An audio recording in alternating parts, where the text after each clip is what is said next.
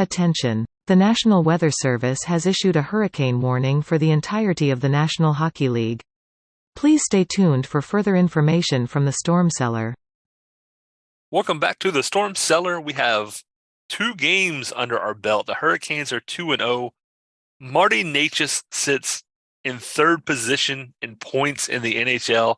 He was above Connor McDavid until last night's game.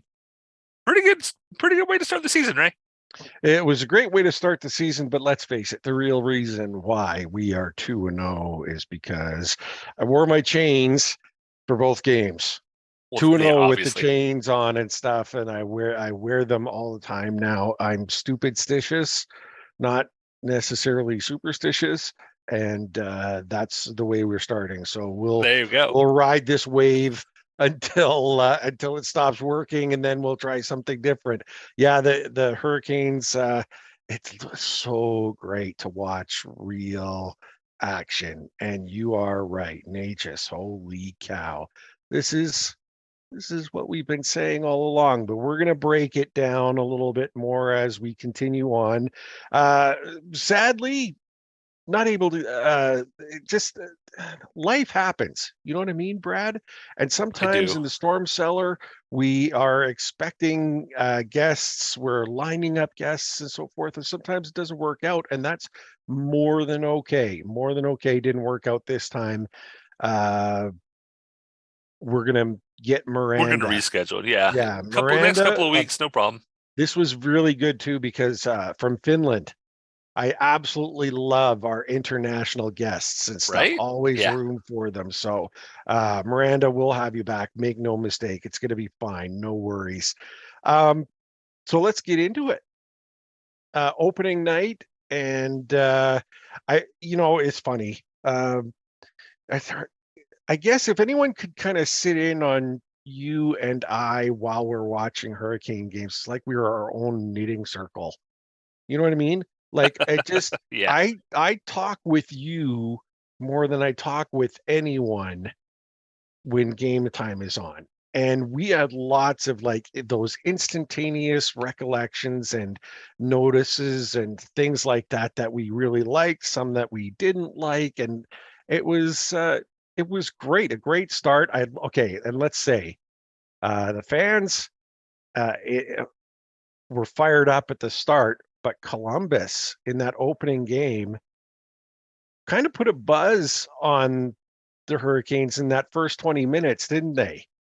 Like, they were working hard. It feels like there's a rivalry developing between these two teams with the comeback on January 1st last year. They came back and did it to us. I like it. I think it makes for really entertaining hockey. It absolutely does. And again, the thing that we noticed the most in that game, although I think Freddie Anderson deserves all of the credit and probably, in my mind, was the first star, even though Necas was the one that scored like 2 big goals. I think he put up 3 points that game.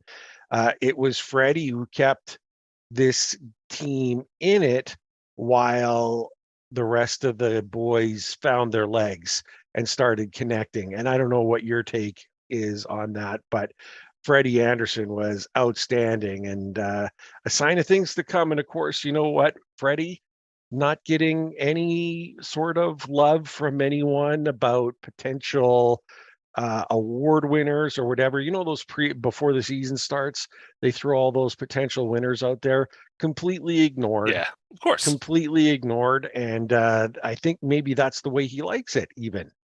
What do you think? Like, I don't know, but he was just steady. I think he's fine with it. He doesn't feel like a prima donna where he needs to have that limelight on it. He knows how well he played last year. Yeah. I fully expect this year to maybe we see a little more of Ranta just to give Anderson, a little more of a break to try and not get the same situation we ran at the end of the season. Mm-hmm. Because, the Hurricanes went 9-0 to start the season last year, and 8 of those were Freddie. Wow. And, now we're already seeing, each goaltender's gotten a game, each goaltender's gotten a victory. So I don't think they're going to ride Anderson in the same way they did last year for those kind of stretches. which is going to be, I think, overall good for him and the team. It keeps, and I think the other side of that is if we are unfortunate enough to have Freddie, get an injury or so forth, and I'm not wishing that on him. I hate saying that out loud. Again, stupid stitches, but it was knowing that Ranta has that steady, it always keeps him like as the backup goaltender and stuff. There's no surprises for him. Like if he's getting steady work, it is a true 1A, 1B type situation, as in instead of a 1 and 2 goaltender for what we were used to for so many years in the past, right, where one goaltender carried the load the whole time and the backup was thrown in very, very rarely. So I like seeing the equalness or the equality, I guess, for the goaltending assignments. And if they can stay steady, they're always on top of their game, always ready to go. Always, I mean, it's great. I love it. I love that they both performed very, very well in both of their games. Yeah, and the Canes have done this for a long time. I mean, even thinking back to 2002, 2006, where we were able to roll with two goalies throughout even the playoffs, right? Yeah. It's the opposite of like what we see, to diverge for a second. Maple Leafs have put Matt Murray on long-term injured reserve. Oof. He's expected to, miss at least a month. Mm-hmm. So Ilya Samsonov, I think is supposed to be getting a call now. And then you have Calgren recalled from the American Hockey League as like, man, when you put all your eggs into that one goalie basket, that could, I mean, in my opinion, that helped derail our playoffs last year, right? Because we're going with Ranta, who is more than capable. Yeah. And then Piotr, who's, a rookie and who's been played tremendously, but it's not the same as having Anderson and Ranta in there, right? You're 100%. You're 100% correct. How about the lineups? What like for game one? Let's quickly, before we get right to Necas, who deserves a good hunk of time because he was outstanding, is playing well. Let's look at the lineups. Was there any surprises on the opening night for you? There was one for me, and I know we mentioned it. We both met. You actually beat me to mentioning it, but I'll let you fire away. Was there any surprises at all? I feel like we had that conversation. I don't remember who it was, so Coughlin. I'm trying to remember. Coughlin, thank you. Coughlin not being in there felt like, I really thought he of all people maybe earned his place on that third pair. Mm-hmm. They went with Chatfield and DeHaan, who played tremendously. I think combined they were no goals, no points, plus minus a 0. So at 14 minutes of ice time, I'm okay with that for a third Which pair. is all, that's all you want out of them and stuff. But you were right. I was actively looking for him, and when they did the opening ceremony and stuff like that, and they announced him or introduced him, and he was on the bench, I was like, "Holy cow, that's who!" And then I started wondering, well, who do they have in the game? You know what I mean? And when they went with DeHaan and Chatfield. And again, excellent choices. You know what I mean? Like excellent Chatfield choices. was spicy. He was very games. much so. Yeah. And that's maybe there's that little bit of edge that you want and stuff there. And I quite like that. But Coughlin was very impressive in the preseason. And I guess that just goes to show just how little the preseason actually means. Like I really don't know. Or the fact that we have depth there, right? Yeah. Which is a good problem to have. Like, does Rod feel comfortable with all three of those guys? I can't see why he wouldn't. Well, and they announced the opening season, or sorry, the season lineup, everyone who made the team. And I was again a little surprised that there were 8 defensemen announced over 7. And again, we've got this big log jam in defense, and who knows how this is all going to play out, you know? Yeah, I think we're under the cap thanks to LTIR Yeah. by not moving out a defenseman. Now Don is working from a position of power, right? Mm. Because if he would have had to move somebody to get cap compliant, then the return's going to be less. I think, Don's going to hang on to, I'm still guessing it's going to be Bear, but Yeah. if somebody makes a good, if there's a good deal for any of those guys, go for it.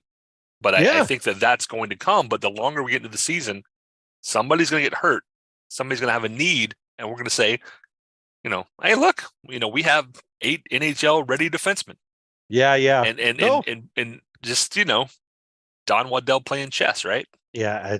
While everyone else plays checkers. Amen to that. 100%. I need to give you a compliment real quick.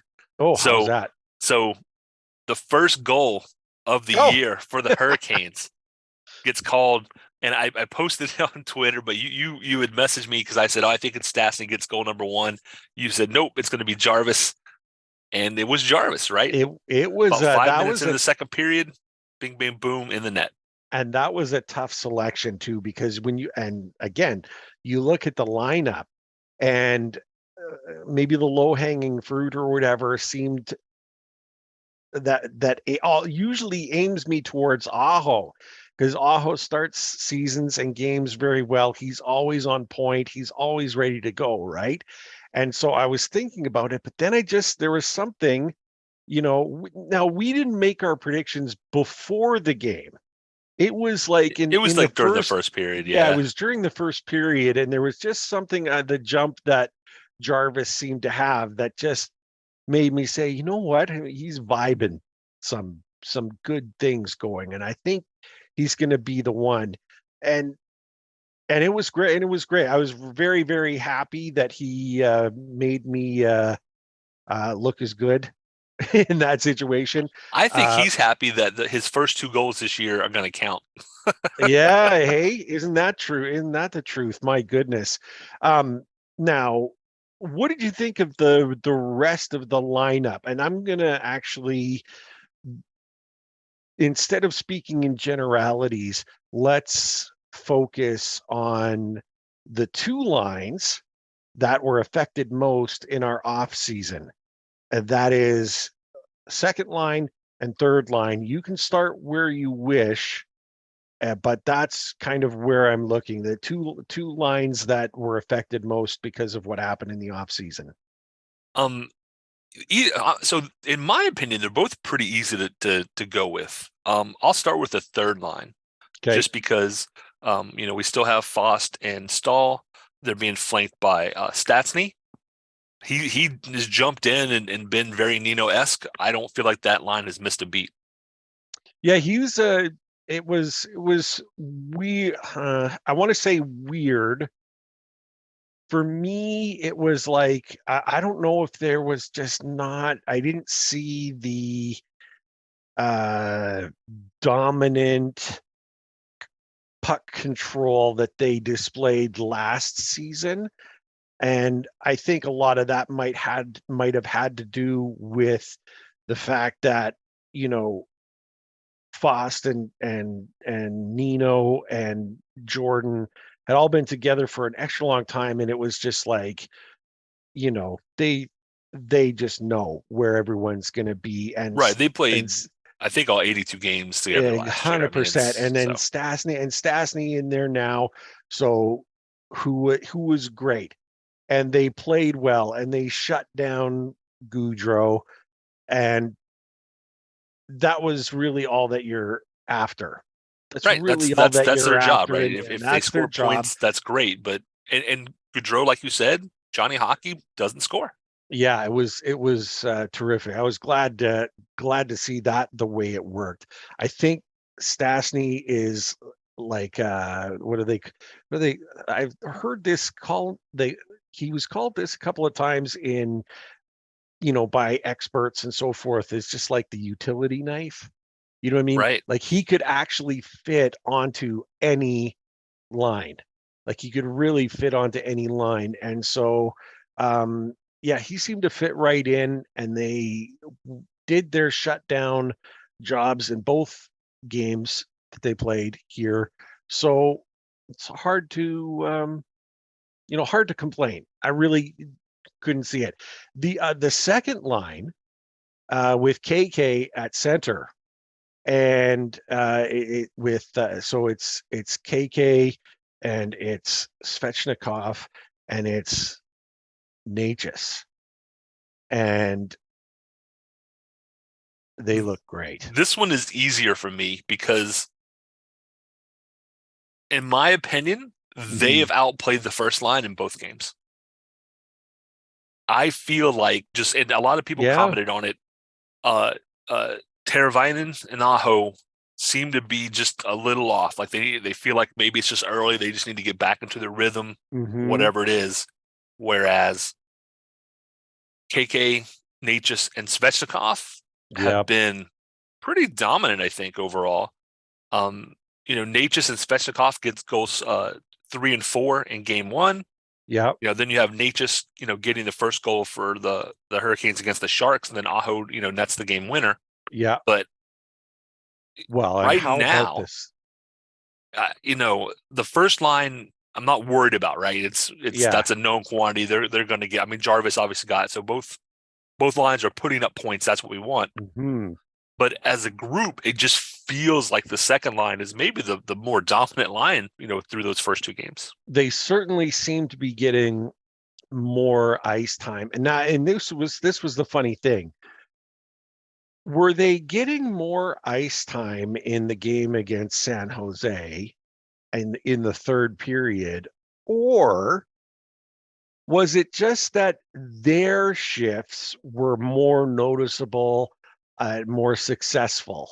You know what I mean? Like it's funny where you're always saying, man, it's like they're not off the ice. You really notice when they're on the ice because they're playing well and they're doing smart things, generating opportunities, right? And it makes you wonder if they're actually getting more ice time, more noticeable ice time, I guess.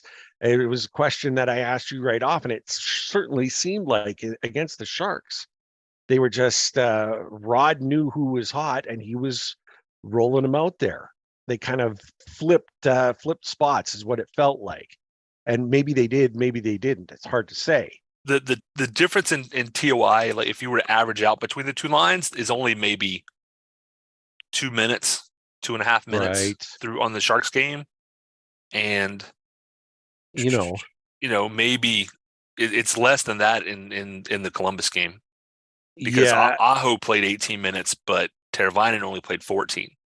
So for game 1, those 2 lines were rolled, I'd say pretty much equally. Power play time is probably the bigger differentiator there than anything. Sure. Let's and before we focus in on Necas, the tying goal in San Jose, that to me was all Svech. All Svech because of how he got the goal. How he got it was amazing. The back check was just, a yoink. I mean, that was really the sound you could hear when Svechnikov catches up with I think it was the forward who had the puck. He was skating out of his end, and he just deftly steals the puck from him, turns back in, one little reach around pass, and Necas with a nifty opening Reimer up and just tucking it away. It was slick, but that was all Svechnikov, in my opinion, to get that turnover. I have rewatched that clip a dozen times, and what sticks out to me is the pass. Yeah. He gets the puck back, he turns up ice, he takes the extra step and really reaches out and gives a real lateral flat pass so that the goaltender has no chance of getting anywhere near the puck. And that gives KK that extra, half a second to make his move. It was Necas, excuse me, I said KK, but Necas. But and I think that was the difference. It totally was like go Gadget Arms, right? Because the defender was right there with him, and then all of a sudden he I don't know if he found another gear, just what go like I said, go Gadget Arms, but he got out in front of that and you laid a beautiful pass. It was great. Very intentional, right? Like when you watch the stick move, it like that was a deliberate action and really impressive. Oh, it was fantastic. Let's give the man his due. We rode him pretty hard last season. For half the There's season. Yeah, well, To back up before we dump praise on Marty Necas, his first half last year looked very good. What didn't look great looked very solid, putting points up, doing his thing.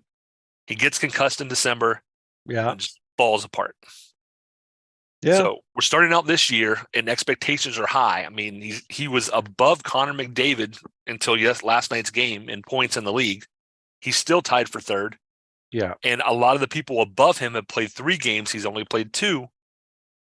So tremendous start. And that's great for Necas because that is a confidence builder. And that is what he was missing last year. I don't know if he was just scared, or if it was scared and then scared turned into a lack of production, which turned into a lack of confidence.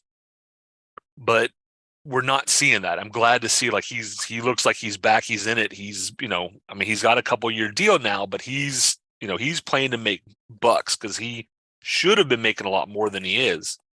So I'm not putting him up on a pedestal, although it may sound like it. Like I'm still reeling myself in internally, although externally, all praise to the guy.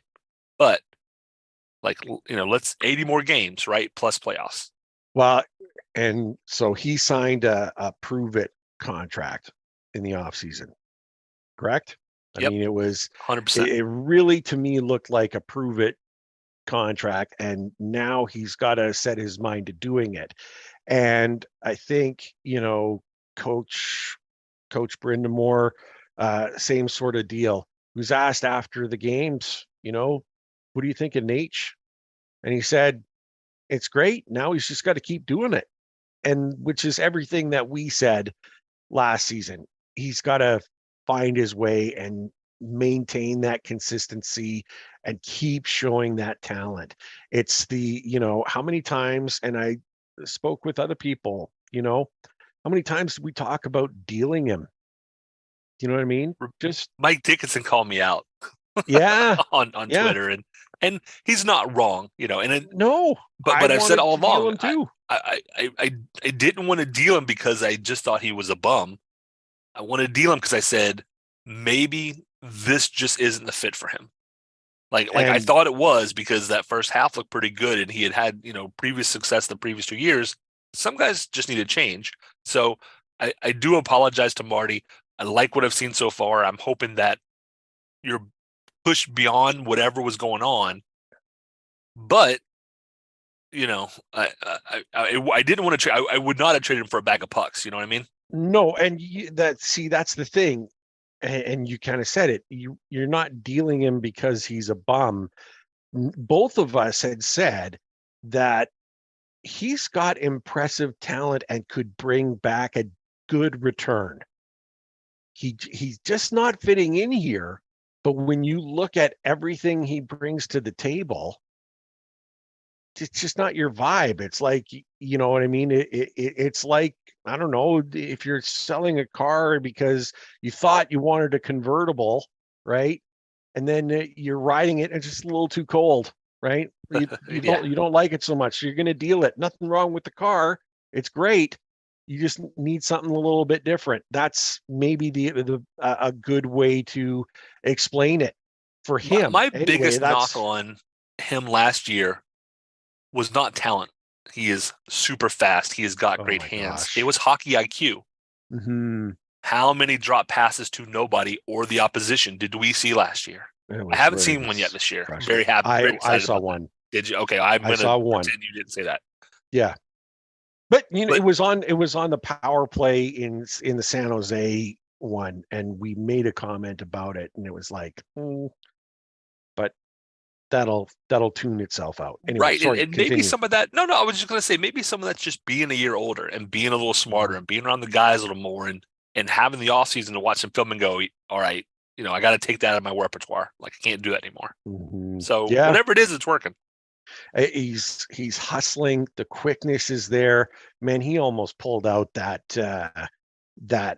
wraparound goal where he just finds that extra gear against San Jose. He 3 came inches, so right? close, and Reimer knew it was coming, and he really it was. There's a little bit of luck that he didn't make the goal, because I think he had Reimer beat. And I mean, if you were going to do it against anyone, you wouldn't think it would be a former teammate, because they would know what's coming. You know what I mean? But there it was. He looked fantastic. Let's quickly talk about our other addition to the team before we look at the rest of the road trip that they're on. Burnsie. And I already said this on Twitter, but I'll say it here now. Tip of the cap to the Sharks and the Shark fans, who you like, the tribute that they did for him at the start of the game was fantastic. And it showed how much they gave him a lengthy standing ovation. That was lengthy and well deserved. He did so much for that team, and they showed their love, and you could tell he was like, holy cow, okay, thanks. And like, as it continued, the smile got bigger, and it's like, guys, okay, like, that's enough, thanks, but they just kept Right. going. It was fantastic. It was fantastic. It was great to see him out there. What have you thought of Burnsie these first two games? I think he looks good. I love the fact that he would just grip it and rip it and put it on net and see what kind of develops, because he has no points thus far, but they've come real close a couple times. Oh, He's and also heavy shots. Yeah, heavy shots too. He's averaging about 22 and a half minutes of ice time, which is pretty typical for a first pair, but he was averaging over 26. He led the league last year. So he's getting a 20% break, even averaging normal first, pair of minutes for Carolina, which I think is a big deal.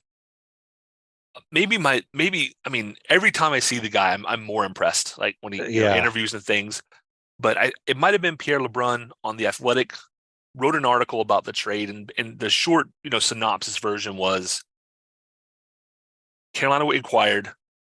We were not on his 3-team trade list, so they had to get his permission. Oh, wow. Don gets a call back 15 minutes later, and they're like, yep, he's willing to come, which in my mind says they went to Burnsie and said, Carolina's interested in you. He's not on your trade list. What do you think?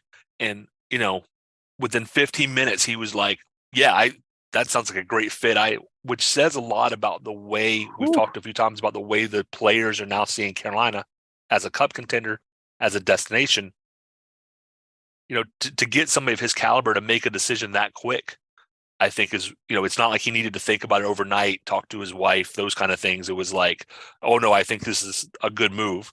And I think that speaks volumes. And he was very complimentary by, like, Rod Brindamore, obviously. I think having Rod Brindamore in as coach, not only has he been an effective coach, but he's it's almost like his aura surrounds the whole franchise now, right? Yeah. Like he's a bigger part.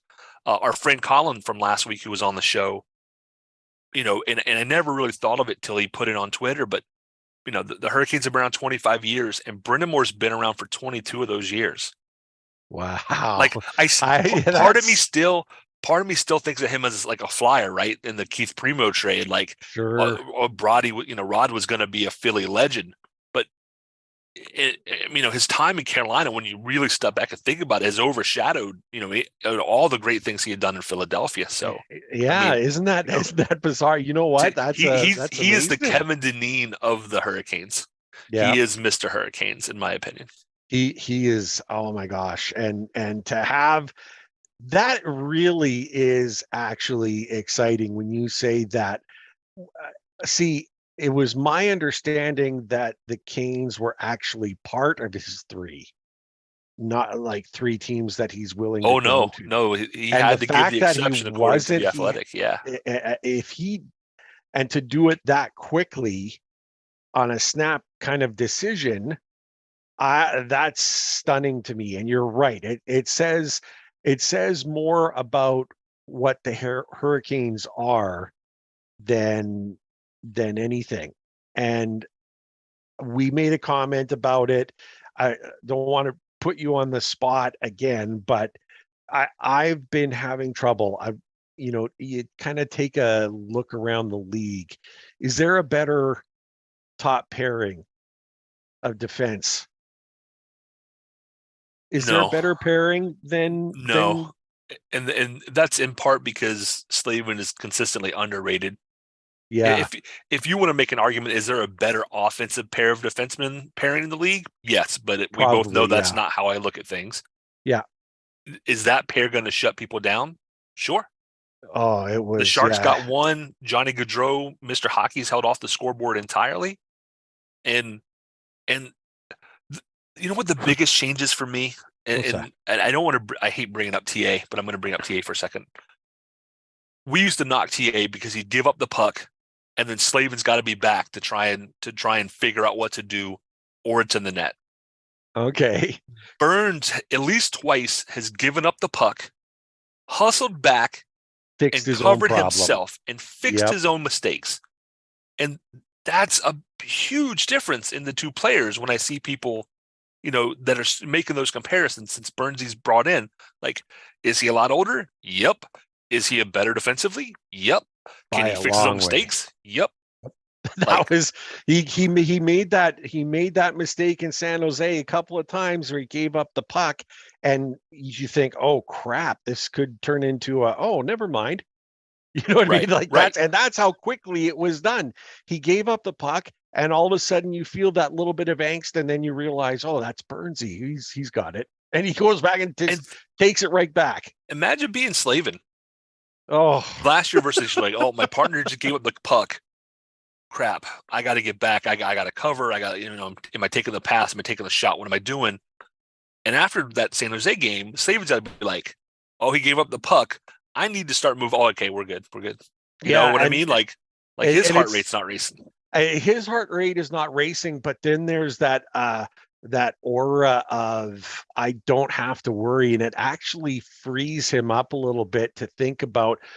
Last season, he couldn't think about jumping in on a play or taking an opportunity because, first of all, TDA was already doing it. But second of all, he was really, I have to be able to be the anchor and cover any mistakes or turnovers or whatever. And now it lets Slavin, I could see Slavin actually picking up more points as he goes, just because he's going to be able to take advantage of being part of the play more, part of the offensive push more, which is going to be fantastic. The fourth line had to change a little bit in that second game. Kasha played in the first, and somewhere, did he get the concussion symptoms that he was suffering during the game against Columbus? Because I asked and I haven't seen a response. It sounds like he flew out and then flew back. Oh, wow. Which makes me think something happened in training, maybe. Maybe Because if that's correct and he flew to San Jose, he wouldn't have done that if he would have, if they were worried about concussion from the Columbus game. Right. So I'm thinking something must have happened during practice, or it's mild enough that it happened in the Columbus game. And then maybe during the flight or something, he's like, oh, I feel a little woozy. But this is like Kasha's like sixth concussion. Yikes. And he's in his late 20s, I think. So if he is concussed, like I'm starting to worry about long-term health. And that was always the deal with him. I was excited to see him on the roster, but yeah, the concussion thing is the one thing that you don't want to mess around with that, both as a player and as just a human being who 100%. Has 60 or 70 got more a years life to live, right? Yeah, 100%. He's got a life ahead of him for sure. And the change that they made, it seems like Nason doesn't want to be in the press box ever again. He jumped on there with Stepan and Martinook, and he led the team in shots against San Jose. And Stepan had 4 of them himself. That fourth line, getting shots from everywhere. Like they were dominating that game, but Nason looked great. He had probably at least 2 or 3, if not for James Reimer. He could have been the star of that game. Absolutely. Yeah, I thought Nason looked great. It's weird seeing Stepan wearing 21, Isn't it? because it's like y'all, like Nino just left, right? I'm Yeah. sure they gave him that number, but it's still weird, like seeing 21. Although it's weird seeing Matty Cullens and Sammy Kapanen out there too for you Yeah. old Oh timers. my God. And that's one of the comments, is that those New Jerseys at home, they look great. And when I saw Jarvis, I said the reason why I think I like Jarvis so much, when I saw that 24, it was like, oh, I had that feeling of, there's Sammy Kapanen. There's No definitely wonder I like nostalgia seeing those red jerseys on the ice those. with some of those Yes. numbers, for sure. Yeah, 100%. It looked great. And Jarvis, just maybe that's why I picked him, because he was vibing Sammy Kapanen, and that just made me feel good. Brad, we've had a great episode. Very quickly, we've got the rest of the Western Swing. We've got Seattle. We've got Your the neck of the woods Oilers. next. Yeah, Oilers Yeah, and we've Calgary. got the Oilers and Calgary. They wrap up in Vancouver. Um, it's going to be tough. This West Coast trip is tough, and those Flames are they look good. They I look don't know if scary you good. watched I don't know if you watched the Battle of Alberta last night. I did. I did not. I'm And hoping to catch the highlights today. yeah, wow. Yeah, the Flames look great, and it's funny, like Kadri just fit right in, and Huberto, even though he was not all over the score sheet, the threat is legit. They're playing well. They've got I mean, they're looking good. They're looking really, really good. So it's going to be tough sledding next Saturday, to be sure. Yeah, I think especially the Calgary and the Edmonton game are going to be very early. Matt, like, where do you really square up against these other really good teams? Yep. Because Calgary beat Colorado on the 13th. They lost last night to Edmonton. Oh, I'm sorry, they beat Edmonton last night, so they're off Yep. to a hot start. The Hurricanes are off to. The Sharks game was not the most entertaining game ever, but 2 points is 2 No. points. I'm Yeah, glad we'll I take stayed up them. for it. I Yep. will certainly be staying up for the rest of this West Coast roadie. But if you can hang toe to toe with a team like Calgary, I know it's early in the season, but that's a good benchmark Yeah. on where you're going to be, maybe as the season progresses. So I'm really excited about these next. As Bally Sports put up, the Seattle Mariners game that we're playing, that might be a loss because these guys don't play baseball as far as I know. But Yeah. thanks to Bally Sports for that little tidbit. Yeah, But exactly. Oh man. it was good seeing Stevie Lawrence, right, too. Yes, it sure was. And Sharks, we're going to get to see Morgan Geekie here Monday night, and then Very we're off to nice. Edmonton to take on a team that whose fans I love, but Yep. whose players in front office staff I'm continuing to be more and more down on. Yeah. Yeah. I'm with you there. Man, Jake Campbell, uh, man, he's struggled a little bit to start. And just when you thought that the Oilers' goaltending problems were solved by bringing Campbell in, but again, it's early. It's so Right. early, and there's, I think for Campbell, and especially in Edmonton, the spotlight, while being in Toronto, there's nothing like it. The pressure is intense and the lights are very, very, very bright. There's no hiding from it. And he might have thought going to Edmonton, it would be a little bit better. But for goaltenders in Edmonton, it is not. It is not, because that has been their problem for so long. And boy, oh boy, Yeah, your predecessors are making it hard for you on that one. Yeah, exactly. That's exactly it. You weren't the reason for the issue, but you now have to deal with it. You know what I mean? And so there it is. Brad, great episode. Love these chats. Love being able to talk about real hockey, our superstitions. Nate, you just keep her going, big fella. Keep using that speed. Keep shooting. Keep doing what you're doing. And we're happy to be wrong. You know what I mean? In those cases, we're very happy to be wrong. We've talked about so much, Brad. Is there really anything else left to say? Go Canes. Go Canes. Thank you everyone for tuning in. Ray and I greatly appreciate your support in helping us produce an informative and fun podcast. As always, we'd like to say that we believe hockey is for everyone. Whether you're a Caniac or a bunch of jerks, doesn't matter, as we're just a couple of jerks anyway. We would love to hear your questions, comments, and suggestions. We will do our best to answer anything hockey related. You can reach us via email at stormcellar97@gmail.com. On Twitter, we are at stormcellar97, and on Facebook at facebook.com/stormcellar97.